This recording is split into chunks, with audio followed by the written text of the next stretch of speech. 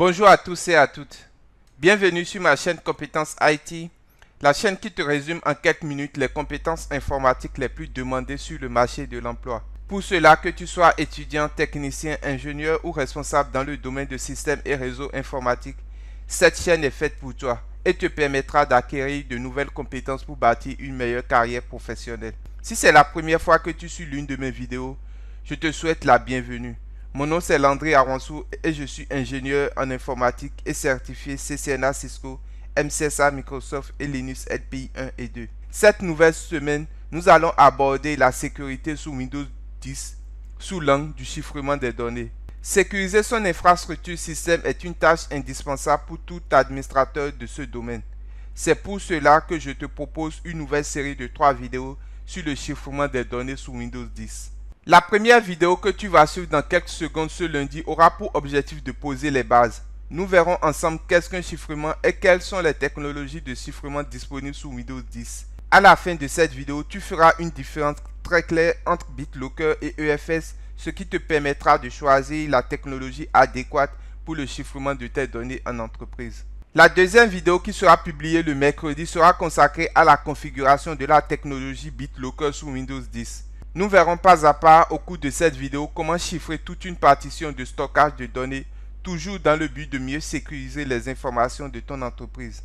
Dans la troisième vidéo du vendredi, nous verrons ensemble comment configurer EFS sous Windows 10 pour sécuriser de façon individuelle certains fichiers ou dossiers très critiques dans le cas où tout le lecteur n'a pas besoin d'être chiffré. Nous verrons ensemble au cours de cette vidéo comment créer un certificat et une clé pour verrouiller les données d'une baie de stockage ou d'un ordinateur portable professionnel. Pour suivre toutes ces vidéos et m'encourager dans cette aventure, il suffit juste de t'abonner à la chaîne et surtout d'activer la cloche pour recevoir une notification lors de la diffusion d'une nouvelle vidéo sur la chaîne. Sur cette chaîne, comme tu le sais, je te livre mes retours d'expérience sur l'administration système et réseau en entreprise. Pour cela, tu peux également accéder gratuitement et de façon illimitée à plus de 20 vidéos sur la configuration et l'administration pas à pas d'un routeur Cisco en cliquant juste sur le lien en bas en description. N'oublie pas d'aimer et de partager cette vidéo à la fin si elle t'a apporté une certaine valeur car elle pourra aider d'autres administrateurs comme toi. Sur ce, je te laisse suivre cette vidéo sur le chiffrement et les différentes technologies disponibles sous Windows 10 pour chiffrer tes données.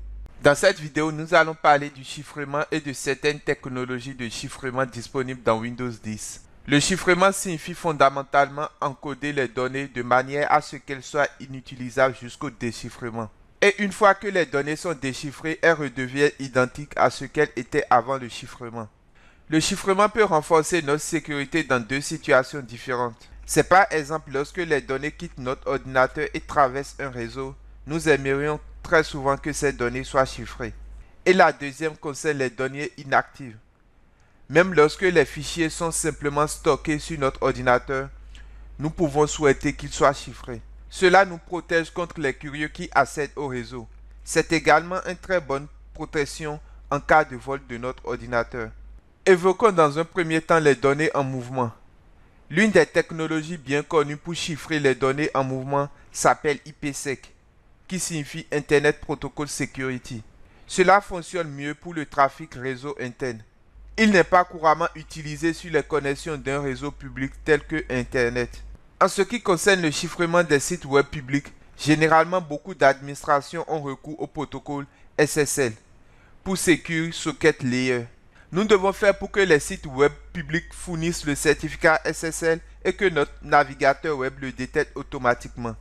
Le chiffrement des emails serait également un type de chiffrement des données en mouvement. Ce n'est pas généralement un système d'exploitation comme Windows 10 qui assure le chiffrement des emails, mais plutôt le client de messagerie. Et le client de messagerie le plus courant dans Windows 10 est probablement Microsoft Outlook qui supporte le chiffrement des emails entiers. Il est également possible de chiffrer uniquement une pièce jointe si tu es dans une situation où le corps de l'email n'est pas chiffré, mais que tu souhaites chiffrer les pièces jointes. Il te suffit juste de chiffrer le fichier avant de le joindre. Il existe des outils tiers qui font cela. Certains programmes chiffrent leurs propres fichiers tels que Microsoft Word et Microsoft Excel qui peuvent chiffrer des fichiers Word ou Excel. Note également qu'il existe aussi des outils tiers qui chiffrent n'importe quel type de fichier. Maintenant, concernant les données inactives, c'est-à-dire celles qui sont déjà sauvegardées sous Microsoft Windows 10, certaines versions incluent BitLocker. BitLocker chiffre l'ensemble du disque dur. Il est parfois appelé chiffrement intégral du disque. Il s'agit de ta meilleure défense contre le vol de ton ordinateur. C'est pourquoi je recommande fortement d'utiliser BitLocker parce que si tu perds ton ordinateur portable ou si quelqu'un te le vole et que celui-ci a été chiffré avec BitLocker, il serait très difficile pour un tiers de pouvoir déchiffrer tes données. La personne pourra toutefois retirer ton disque dur, installer un nouveau disque dur et disposer d'un nouvel ordinateur. Mais tes données seront très probablement bien protégées. Microsoft Windows 10 dispose également d'un système de fichiers chiffrés nommé EFS pour Encrypted File System. EFS est utilisé pour chiffrer des fichiers ou des dossiers individuels sur l'ordinateur. Ces fichiers ne sont chiffrés que lorsqu'ils sont sur ton ordinateur. Si tu prends l'un de ces fichiers et que tu le joins à un courrier électronique, envoie-le. Dès qu'il quitte ton ordinateur, il n'est plus chiffré. Très souvent, lorsque nous parlons de chiffrement, nous souhaitons que le chiffrement soit aussi transparent que possible. En clair, le chiffrement transparent signifie que l'utilisateur ne remarque pas le processus de chiffrement et de déchiffrement. Ainsi, par exemple, avec EFS, lorsque tu dupliques sur un fichier chiffré, celui-ci sera automatiquement déchiffré en arrière-plan et le fichier te sera affiché. Mais dès lors que tu fermes le fichier et que tu le modifies, il sera ensuite chiffré et écrit sur le disque dur. Tu ne remarqueras jamais ce qui est arrivé. Il est complètement transparent pour l'utilisateur. BitLocker est également très transparent lorsque tu accèdes pour la première fois au fichier sur un lecteur BitLocker. Un mot de passe ou une clé te sera demandé.